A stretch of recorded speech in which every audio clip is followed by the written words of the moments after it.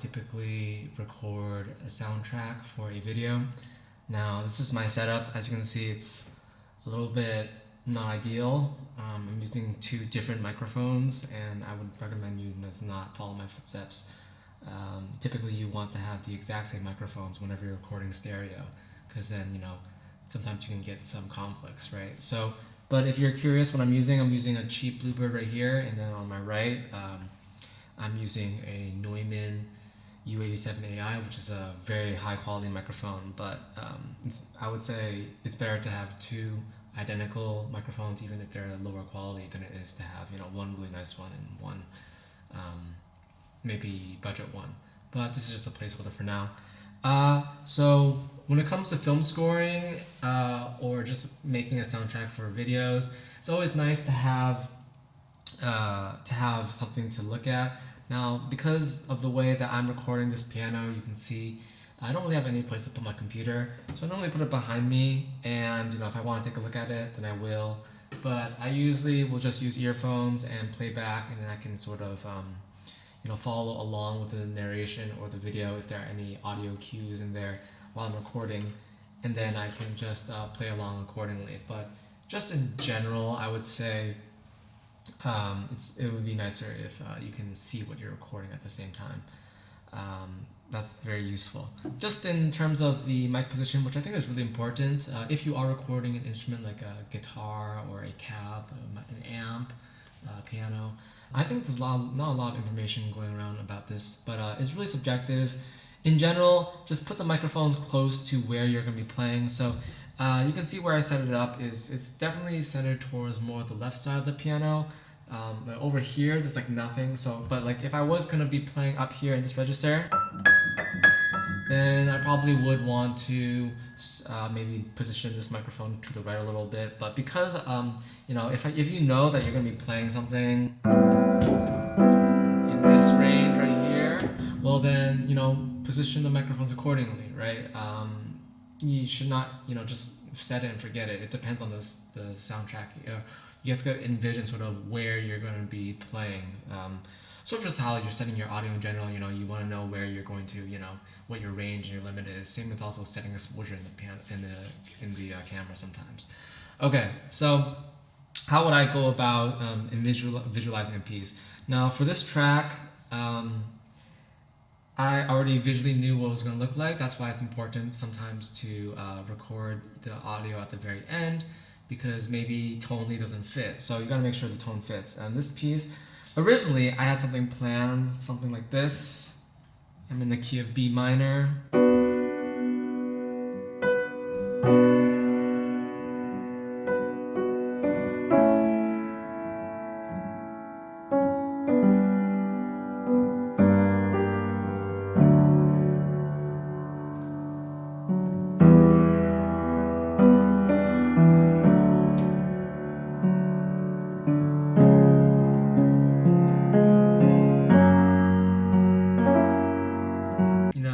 Ultimately, I ended up going for a more futuristic tone, and this was originally what I had in mind, and then I looked at the visuals and I heard it and I saw it next to each other, and I was like, okay, this doesn't really fit, or this isn't the vibe that I'm really going for, and so I ultimately pivoted and went for something maybe more mysterious. I want something darker, more mysterious, more cyberpunk. And I was looking at some inspirations visually, I want it to be something similar to Three Body Problem, but I actually didn't really like the soundtrack for that, and I didn't think it was particularly fitting. So there were some core things I wanted. One was I wanted the soundtrack to be very simple. I knew I was going to have electronic synth elements just to fit that sci-fi theme. So whenever you add synth elements, I would say in general, it sounds better when things are simpler. The chord progression is simple. So I don't want to be, doing something like in the past where it's just leaving all over the place.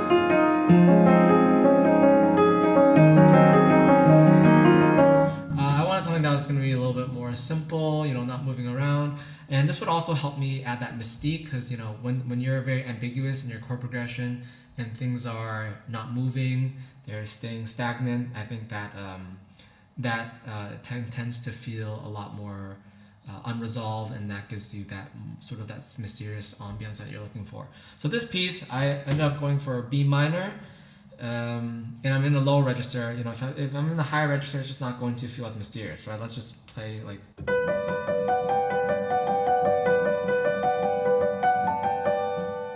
It just feels too light, right? But like if I play the same thing a little bit lower, that's where the octaves, it's the same note, but it's just lower 2 octaves.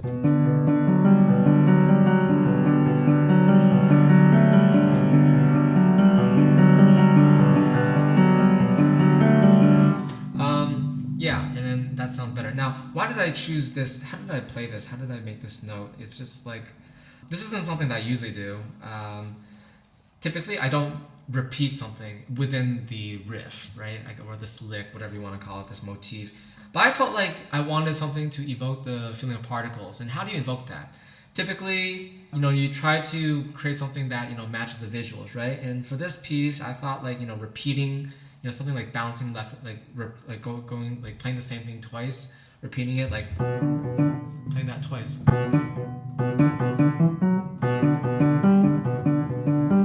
Right, playing like the same thing twice sort of has that semblance of, two things are communicating with each other, and maybe you could also consider it as things bouncing back and forth. So this is why I didn't just play, straight up. It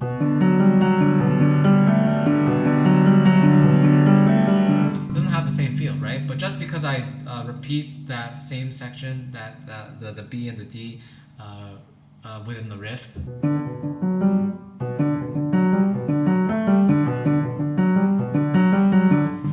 That's going to, it feels a lot different, right? But these are the exact same notes. It's this B minor chord with the G, or B minor 7th chord with the A. But it's all. I think a lot of my playing, like I don't think I'm using any fancy chords or any fancy chord progressions.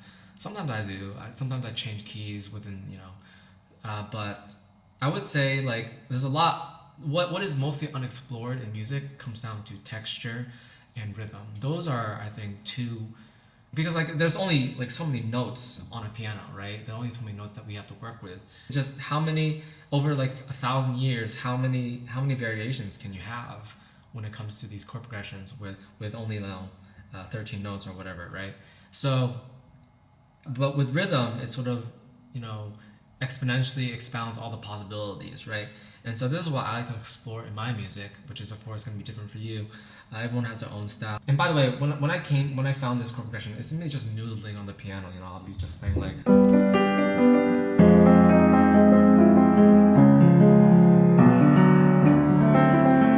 And I'll just like eventually just find my way to find something. The creative process, it just comes to me, and I guess some of it has to do with experience or just familiarity with the instrument.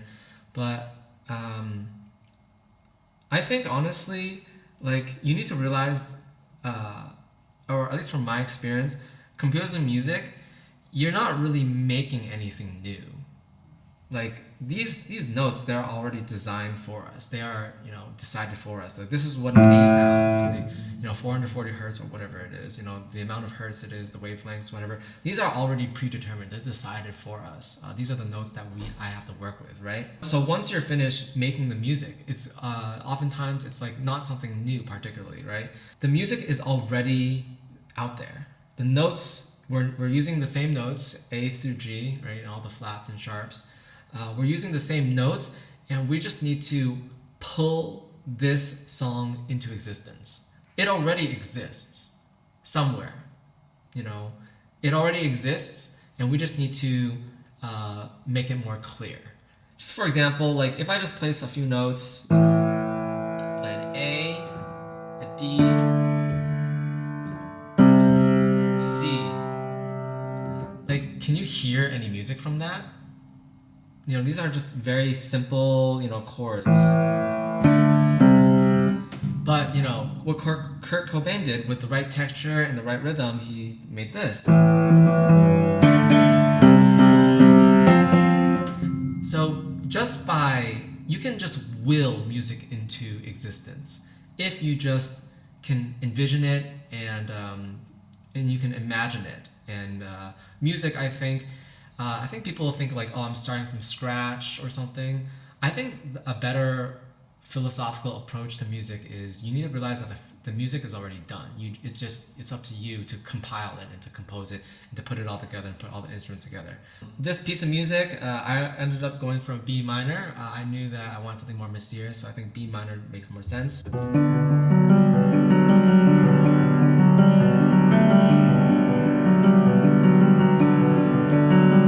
to add a little bit of intrigue, I ended up adding a G, to make it basically into G major 7, I guess. G major 9th, I guess.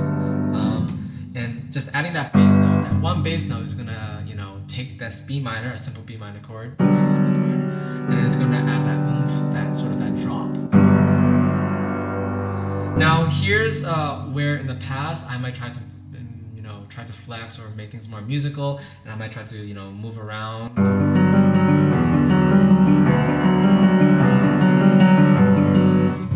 But this piece, I think I wanted something more ambiguous, and so I alternately just held that note, held that G. I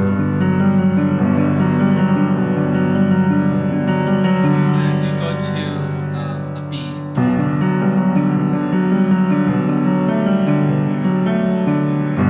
I just repeat this.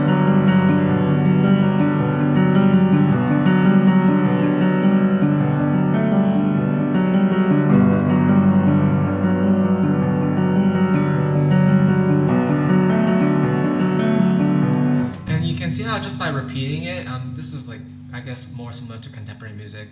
And some people criticize contemporary music and say it's simpler, not as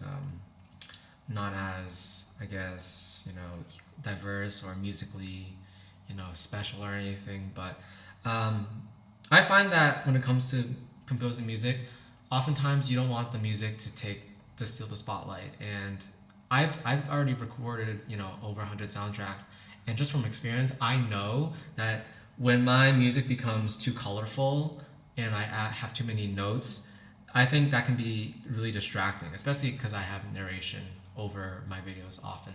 So this piece of music, just from experience, I know that I want to keep it simple. I've been trying to make things more simple, and that just gives me more room to envision or add other accompaniment like strings or some other instruments in the editing suite later on. Just from experience, I know that I want to leave room. But I think when you are recording a main instrument, sometimes I think we can feel pressured because we oftentimes cannot hear the other accompaniment at the moment. And so we will try to add embellishments or flourishes to make it, to spice things up and to fill in the negative space when we don't really need to. So for example, when I record this, I ended up doing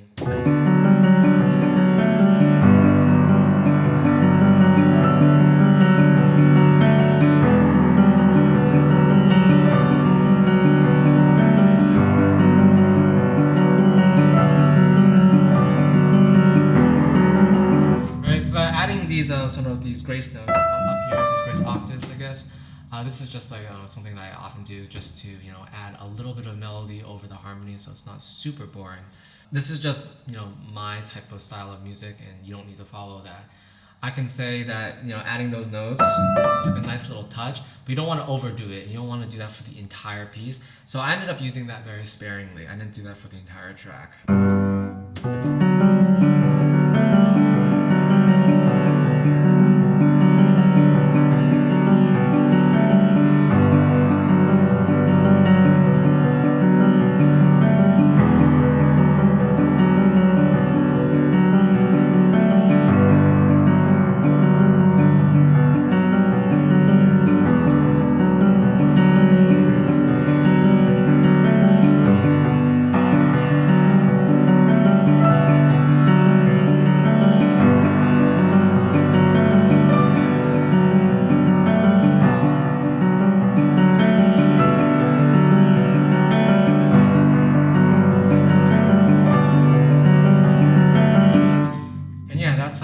The main motif, and I'm going to add instruments over that later, right?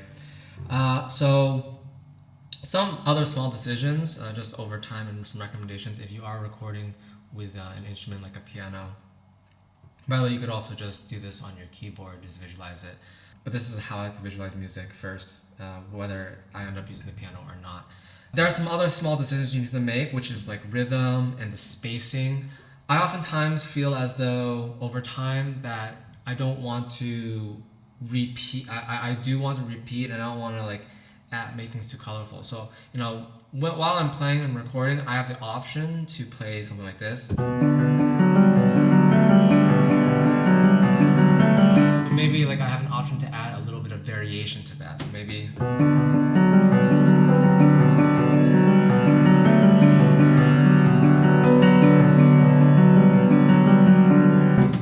I ended up keeping it so simple, and for the majority of the pieces, especially when it's a lull, which is like the verse of the song, I ended up not even hitting that A, that major 7. I ended up just doing this the B minor. Just doing this. And then some parts, maybe at the turn of the next section, I will do right there. But for the most part, I ended up keeping it simple. And just by keeping things repetitive and simple, that gives me more room to experiment later on. But you do want to add some embellishments, but I would say just don't have the entire piece. Like embellishments will help you highlight a transition or a climax, but if you're using that throughout the basic parts, then it sort of loses all that appeal, that special sauce. Otherwise, sort of like having dessert every single day. If you have it every single day, it's going to lose its sweetness, right?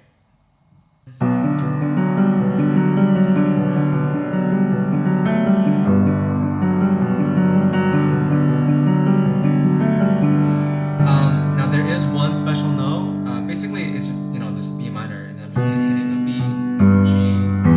Occasionally, very occasionally, I will hit an E. But I don't do. Like I said, I didn't want the chord progression to move a lot, so I used this very, very sparingly. This was like my embellishment, I guess. So at the very end of a turn, maybe I might include that.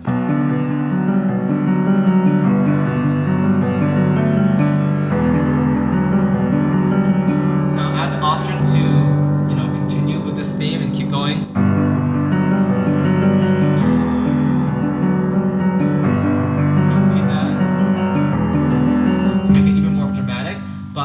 For this piece, I wanted to go against instinct, so I ended up only, even though that was like my sort of that, that turning point, that colorful note, I only wanted to use that once because I didn't want to overdo it. So. And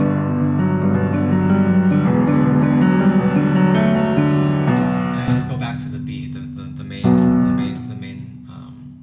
root, and this is because. I think I wanted to be more through composed, which means I didn't want it to be formulaic, repetitive, even though it is a repetitive motif.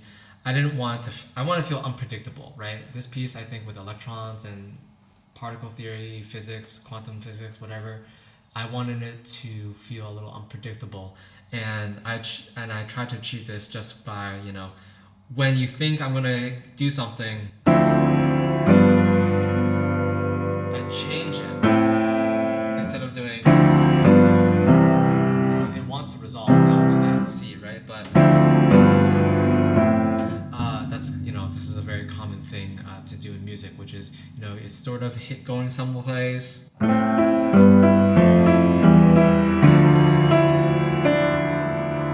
where that wants to go, right? It's a lot of tension. You're waiting for that, but no, I don't give it to you, right? I delay that gratification.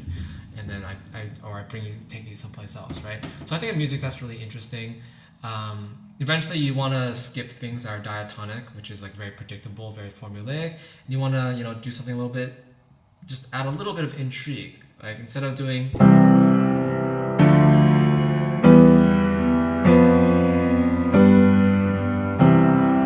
maybe you instead, because that's very predictable, you do. We expected this, but by raising it from a G to a G sharp, then it just feels a lot more interesting.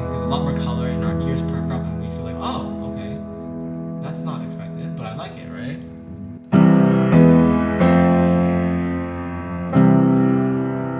Even if you're not good with music theory or don't understand pianos, I would say like you really don't need to know a lot. You can just focus on the sound or the textures. Especially with electronic music, um, we can just, sometimes just hit a few notes.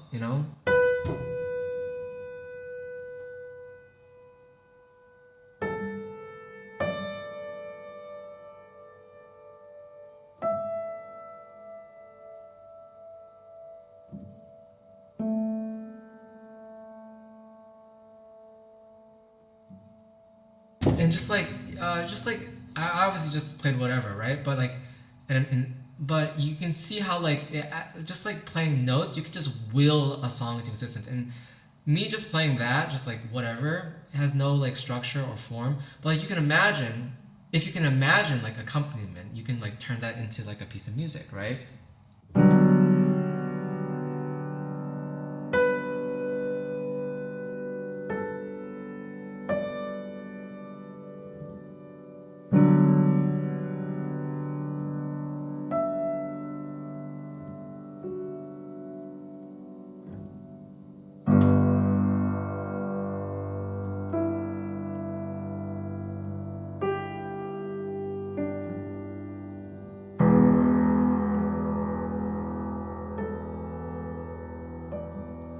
And this is what I mean by you can just will music into existence, okay?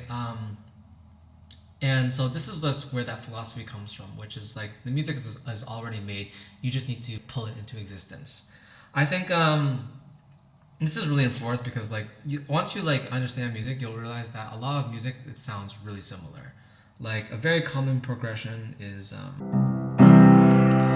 Radiohead does this piece of music. I'm sure we all know the song "Creep," right? Cause I'm a creep, I'm a weirdo. What the hell am I doing here? I don't belong. Minor that. Belong here. But the same exact chord, we can change that. In Mitski, what does she do?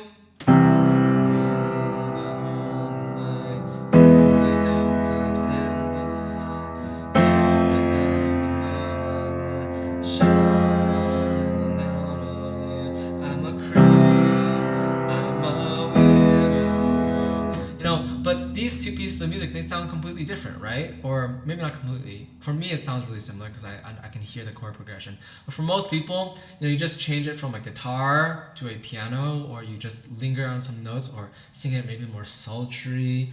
Mine, oh mine.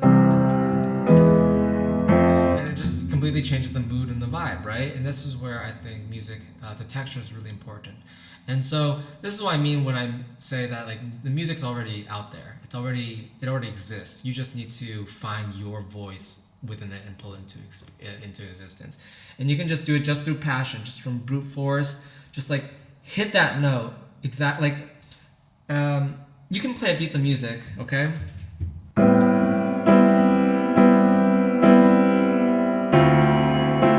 These are nice chords, right? But like it just doesn't have that feel, that heart. But like just based on the attack and how you approach that note, it can completely feel different.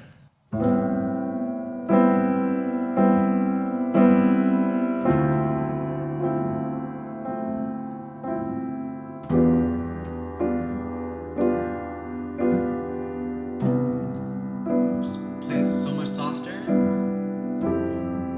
and it's so much different than just hitting it like a hammer.